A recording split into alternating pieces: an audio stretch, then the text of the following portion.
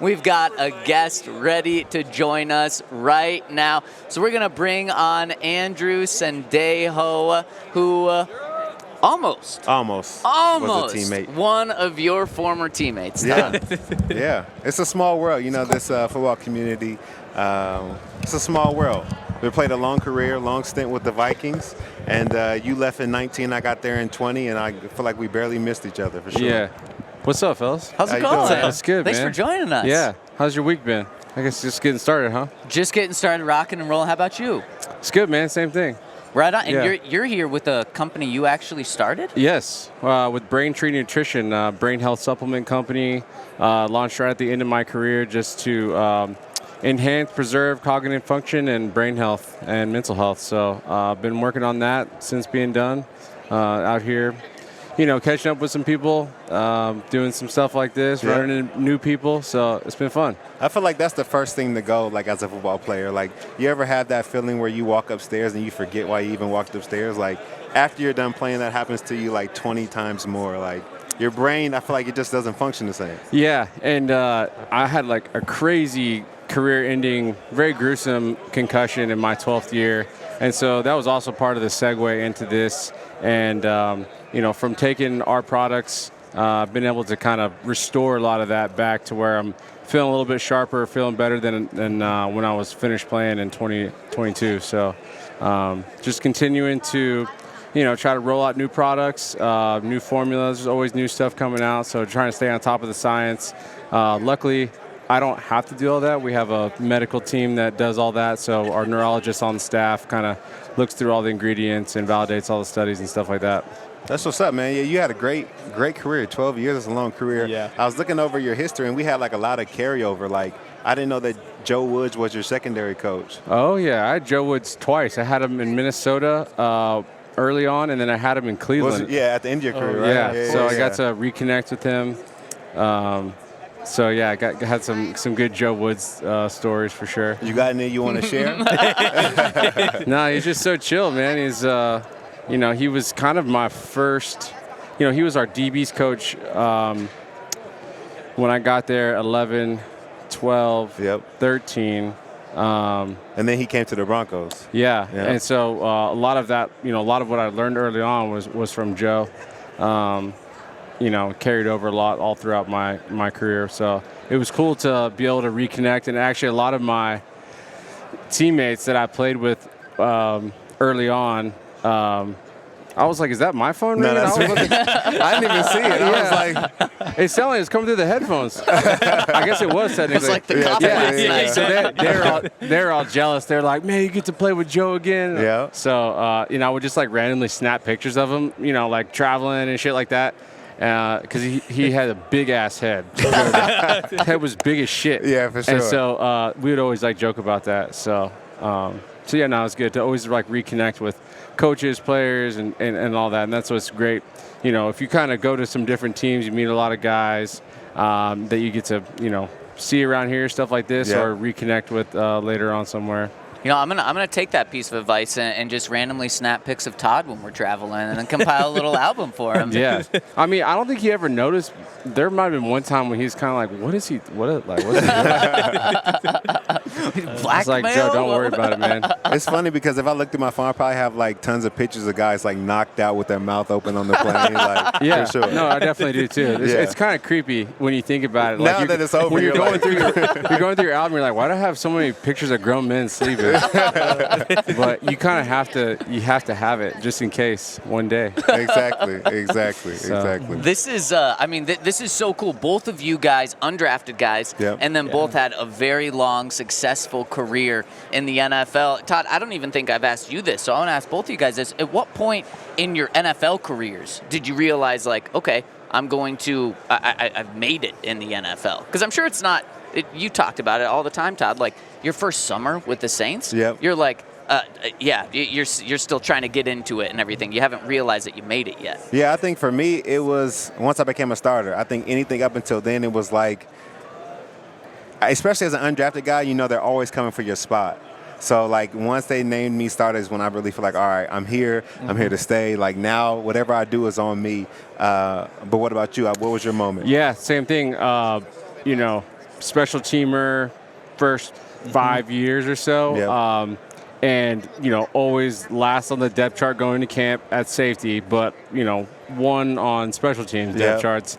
So, had to work through being like on the bubble, first couple years. Then you're like, okay, I'm a solidified special teamer. Yep. But even then, new draft picks are coming in. Yeah. They don't give a shit. They'll replace a special teamer in a heartbeat. Quick. And then, finally got an opportunity to become a starter.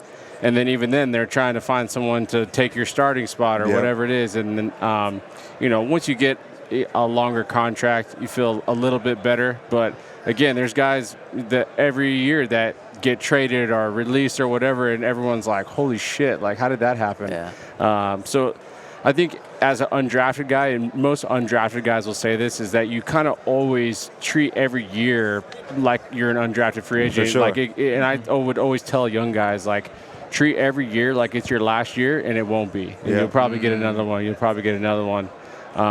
So that was kind of, I think, just all the undrafted guys kind of always have that chip on their shoulder a little bit. It's just kind of the way it is, because you had to really just grind to get, on a team and be there, like, for sure. So when you guys hear, especially having that attitude and mindset, because you have to, when you hear guys like Patrick Mahomes and Travis Kelce come out and say, like, oh, no one believed in us, are you like, what the fuck? Yeah, like, no, it's not the same. I think people get mad about being drafted like number 12 overall because they feel like they should have went 1.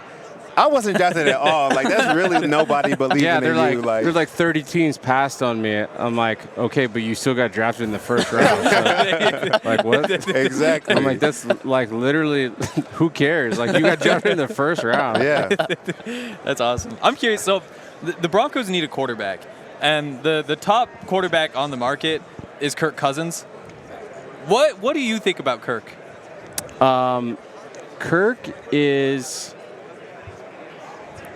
personality-wise, we're not necessarily the same, but like the teammates love him because he's like the perfect combination of, like, he works hard, he's by the book, but he's also like down to like take his shirt off and put on 100 chains, like, you know what I mean? So he's got like the, he can kind of like mend between these kind of two areas to where the teammates love him, and I mean, just to be honest, man, quarterback's freaking hard to play. When you can find a guy that can at least like win games pretty consistently and like give you a shot to just get in the playoffs, like, you have to ride with that, because if you were like, okay, well, that's not good enough, we want like consistent Super Bowl every year, it's like you're going to go another like 5 or 6 years going through quarterbacks trying to find one. It's just hard to do. Really, you got to have a guy that can get you in there, and then once you're in, it's kind of any man's game at that point. Yeah, it's really the most important position, and you know how it is. Like, the years when you look at the quarterback and like, we're not about to do anything this year. And the years that you're like, all right, we can maybe make something shake. Like, it's very different. It's interesting, man. I know our 2017 season in Minnesota, Bradford was starting. Got hurt. Case Keenum comes in, and we're same thing. We're like, shit. I played against Case in college. He was at U of H. He diced us up, but just he's got to get the timing and all this stuff down. So it's like, the first game he started, got our ass kicked, and we're just like, oh, here we go. We won one game, we lost a game. And then we just went on an absolute tear and like finished like 13-3. Like, and even one of those games late in the year, Bradford got healthy and they started him and didn't play very well. Then they put Case back in and came and won the game for us. And then after that, it was all Case's job, and has definitely kept him around for a long time now. So I used to, obviously I've known Case for a long time from playing against him in college, and U of H was our rival when I was at Rice. So. I loved him when he was on my team, but when he was not, in college, I was like, this guy. Yeah, that tear is what brought him to the Broncos, huh? Yes, it was. That's exactly it. Yeah, he came to Denver because of that. Yeah. We got Teddy, too. Yeah. Teddy, and then Case Keenum, maybe Kirk is next. You never know. It's possible. It's possible. Saying what you said about when you get a quarterback, you stick with them, because if you don't have one, you're in a drought. like the Broncos have been in since Peyton Manning left. Are you surprised that Sean Payton benched Russell Wilson, and now it seems like they're going to move on from it after throwing 26 touchdowns to 8 picks? I mean, I'm pretty sure when your head coach like comes out in the first like week of being hired and is like calling out the quarterback for like kissing the babies and being political, like you can kind of tell like from jump that like he doesn't really like that guy. And I heard Sean Payton was cool as hell. I've never like played for him, but he seems like a guy that doesn't really like kind of play that shit with, like all the goody kind of, political stuff. He's just about winning ball games. So, I mean, it's always surprising when they kind of just publicly kind of come out and they're like, you're benched, but maybe had to kind of set the tone of like, we're looking for a new quarterback. So, did anybody ever do that to you? Like go out to the media and say like, Andrew, he's got to pull it together. No. That's nice. No, nothing like that. So I also wasn't like the starting quarterback, like doing all that. I was just a safety. So. There's one more connection between you two. A lot of connections. There's one more. You both played football in Sacramento. Todd, you were at Sacramento State. Yeah. The Hornets? And you. Yeah. Oh, shoot. And you're with the Sacramento Mountain Lions? Is that right? In the UFL. Yeah. Wow. So I had some time in Sacramento for, I think it was like an 8-game season in the UFL. So it ended like the beginning of November, and then I probably had like a week off, and then I got picked up to Dallas in 2010. So I made it out of that league. I was there like the perfect year. Yeah. Like in 2009, that league had just started. 2010, they kind of had it figured out. They brought in some bigger name guys. Like my head coach was Dennis Green.